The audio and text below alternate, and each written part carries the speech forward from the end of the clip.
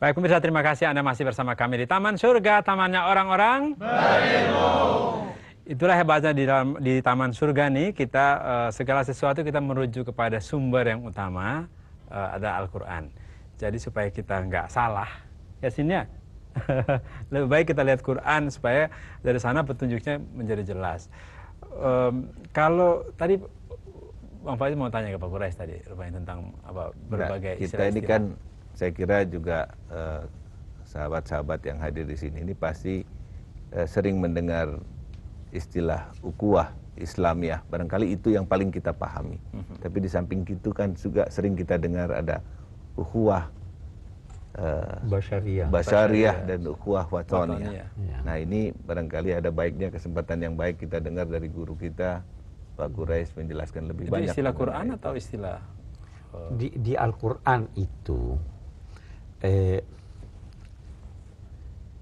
hubungan persaudaraan antar sesama muslim dinamai ikhwah.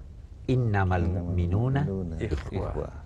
Tetapi ada lagi istilah lain yang digunakan oleh Al-Quran, ikhwanukum, saudara-saudara kamu. Al-Quran ada menggunakan kata ikhwanukum, ada juga menggunakan kata ikhwanukum fiddin, saudara-saudara kamu seagama. Jadi kalau begitu ada saudara-saudara yang tidak seagama, ada saudara-saudara yang seagama. Saudara-saudara yang seagama dinamai oleh Al-Quran ikhwah. Sementara orang berkata ada ukhuwah basyariyah, persaudaraan sesama manusia. Kita mungkin di dalam Pancasila kita itu kemanusiaan yang adil dan beradil. Itu persaudaraan sekemanusiaan. Nah, ada di Pancasila kita Persatuan Indonesia. Itu sebenarnya persaudaraan sebangsa. Watoniyah itu. Nah, itu watoniyah. Nah, tentu ada persaudaraan sesuku. Tentu ada persaudaraan sekeluarga. Nah, saya memahami bahwa istilah ukhuwah Islamiyah itu mencakup ini semuanya. Bukan hanya yang dianjurkan itu, bukan hanya persaudaraan ikhwah antar muslim. Kita dianjurkan bersaudara dengan semua yang sama dengan kita. Nah, hanya tentu seperti apa yang saya katakan tadi, tingkat persaudaraan itu bisa berbeda-beda. Saya harus mendahulukan bangsa saya dari bangsa yang lain, itu wajar. Sebelum ke Bapak-Bapak ya, satu dulu. Kenapa Allah menegaskan hal itu? Kenapa Allah menegaskan? Karena betapapun semua manusia ini sebenarnya asalnya dari satu. Dari Allah. Kullukum min Adam wa Adam min turab. Kita bersaudara saja Adam dong. Jadi perbedaan yang memecahkan itu ulahnya manusia. Perbedaan yang memecahkan karena Allah menghendaki keragaman. Kalau Allah menghendaki kesatuan, dia jadikan kita semua ini umat Islam. Tapi Allah tidak mau. Kenapa keragaman? Supaya kita berlomba. Karena prestasi itu bisa muncul kalau ada kompetisi. Ayolah, mari kita berkompetisi. Sebagai bangsa kita berkompetisi dengan bangsa yang lain. Sebagai umat kita berkompetisi dengan umat yang lain. Itu teori manajemen ya. Berbuat amal ma'ruf. Iya. Baik, silakan Bapak-Bapak yang mau bertanya. Langsung pertanyaan ya. Assalamualaikum warahmatullahi wabarakatuh. Assalam. Saya Firman dari majelis santri. Di sini saya ingin ada pertanyaan sedikit mengenai tentang hal ukhuwah ini. Saya merujuk kepada baginda Rasulullah SAW. Bagaimana dahulu Rasulullah juga sebagai seorang kepala negara dan juga sebagai seorang tokoh masyarakat, gitu. Di sini bagaimanakah Rasulullah mengimplementasikan ukhuwah ini di dalam masyarakatnya dan di dalam bernegaranya juga? Ya mungkin itu saja. Oke, terutama dalam hal ketegasan barangkali ya. Ya, bagaimana ukhuwah itu dilaksanakan beliau ketika itu? Oke, baik. Hadis banyak. Iya, itu paling jelas sewaktu beliau berada di Madinah. Karena kalau kita katakan beliau sebagai pemimpin ya di Madinah, apapun namanya. Itu kan ada namanya Piagam Madinah. Ya. Nah, di situ terjalin hubungan yang sangat harmonis antar agama. Semua bersama-sama mengakui kalau ada serangan dari luar, kita sebagai penduduk membendung serangan.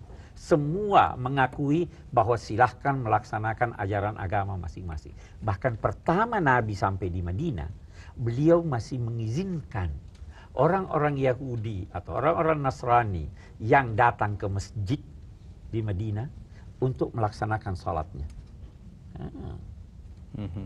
Karena persaudaraan, saya beri perhatian. Memberi perhatian. Memberi perhatian, memberi kemudahan. Jangan kita halangi dia. Itu yang dipraktekkan. Lalu pertanyaan kita, apa yang kemudian membuat masyarakat sekarang begitu terpecah belahnya hanya karena persoalan keagamaan mereka, Pak Quraisy? Saya kira karena tidak mengerti agamanya. Ya, pemahaman itu saya kira harus setiap saat kita tanamkan kembali. Itu tidak mungkin bisa terbentuk secara alamiah. Harus ada keinginan untuk memantapkan. Tapi begitu Bang, sekarang itu sangat menyedihkan karena agama dianggap sebagai hal yang paling sensitif untuk memecahkan persoalan mencerai-beraikan aspek sosial kita. Padahal mestinya agama ini menjadi pembangun untuk orang bersatu. Kenapa begitu jadi sensitif? Saya kira itu salah satu sebabnya adalah pemahaman yang dangkal dan boleh jadi ada unsur-unsur kepentingan duniawi lah, ya, yang menjadi. Satu contoh, dulu ada sahabat-sahabat Nabi yang memberi bantuan kepada non-Muslim. Terus ada timbul ide, enggak usah beri bantuan, dia bukan Islam kok. Turun teguran Al-Quran. Laisa alaika hudahum, walakinallaha yahdi man yasha. Bukan kamu yang berwenang, mempunyai kuasa untuk menjadikan mereka Muslim atau tidak Muslim. Allah yang punya kalau kuasa. begitu bantu mereka, walaupun mereka tidak ini. Itu ajaran Al-Quran. Menarik. Saya kira kalau saja ini dipahami dan dilaksanakan oleh sebagian besar bangsa kita ini, ya, saya kira kita akan jauh lebih sejahtera. Dan saya kira tidak hanya umat Islam, yang umat non-Islam juga, non-Muslim juga harus menegakkan ini sebagai bentuk persaudaraan. Dan sebenarnya itu ada dalam ajaran semua agama. Semua agama begitu. Agama Kristen juga menganjurkan kerjasama. Iya kan? Semua mengajarkan. Agama Buddha apalagi. Kita di Indonesia nggak ada agama Yahudi, jadi kita nggak usah sebut ya. Baik, pertanyaan yang kedua, silakan. Assalamualaikum warahmatullahi wabarakatuh. Nama saya Muhammad Saifullah. Ada sebuah pertanyaan yang rasanya sangat berhubungan dengan pemahaman kita terhadap ukhuwah, khususnya ukhuwah antara muslimin dengan non-muslim. Ya. Dalam salah satu ayat di Al-Quran tertulis kurang lebih artinya seperti ini.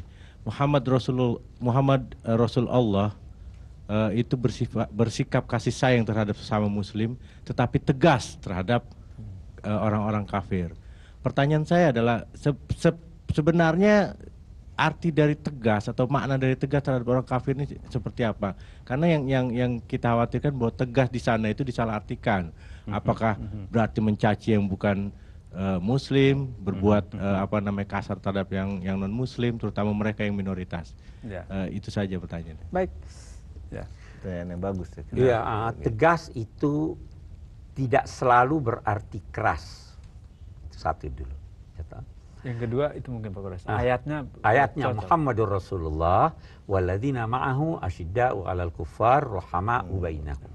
Muhammad adalah Rasul Allah. Orang-orang yang bersama beliau itu berkasih sayang antar mereka dan bersikap tegas terhadap orang-orang kafir. Rahama'u bainahum. Asyidda'u 'alal kuffar rahama', bersikap tegas terhadap orang-orang kafir dan kasih sayang. Yang pertama yang saya ingin garis bawahi, kafir tidak harus selalu diartikan non-muslim. Bisa orang muslim loh kafir dalam bahasa Al-Quran. Dalam episode kita yang lain disebutkan bahwa kafir bisa jadi ada di kalangan orang Islam. Itu satu. Jadi jangan lantas jadikan ini alasan saya mau tegas kepada non-muslim sama Muslim nggak tegas. Kita juga harus tegas terhadap Muslim yang melakukan kegiatan-kegiatan yang bertentangan dengan tujuan agama. Itu satu. Yang kedua, bahkan yang dalam Islam yang mesti yang pertama. Iya, kita utama kita. Ya kan, ini kalau kita pahami kitab suci kita. Yang kedua, saya katakan tadi tegas bukan berarti keras. Ya, ada orang memaki agama. Saya tidak lantas pukul dia. Salah satu bentuk ketegasan saya tinggalkan majelis. Ya kan? Ada orang melakukan suatu kegiatan yang buruk. Saya kalau tertawa tepuk tangan itu artinya mendukung dia. Tapi kalau saya berbalik begini menunjukkan saya tidak senang, itu sudah sikap tegas. Jadi harus selalu diperhitungkan dampak dari apa yang dilakukan. Tidak harus terus angkat senjata, lempar ini, ya kan? Tidak bisa. Baik, itu yang seringkali dialami oleh Bang Fauzi di Jakarta. Di Karena Jakarta begitu, sikap tegas itu tidak selamanya berarti kita harus bersikap keras dan menimbulkan kekerasan di dalamnya ya.